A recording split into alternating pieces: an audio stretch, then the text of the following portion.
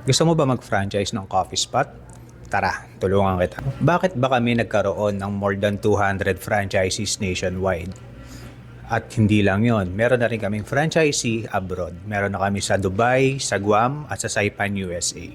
Ganito kasi yan. Lahat ng worries nila is sinusolusyonan na namin. Ano-ano ba yon?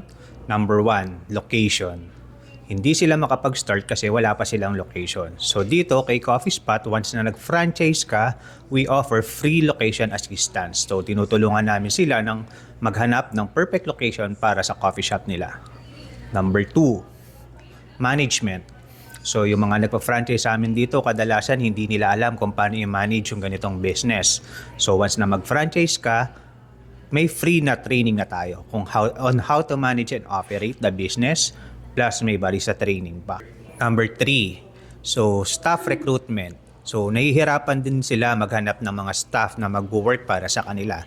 So tinutulungan na rin namin sila mag-hire ng mga staff na within the area para mas malapit doon sa location nila, hindi na magkakaroon ng mga absences, ng mga late.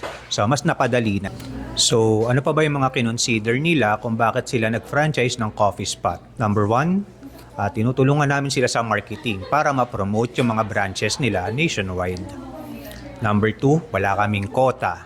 And number 3, higit sa lahat kung bakit nila kinonsider si Coffee Spot is wala kaming royalty fee.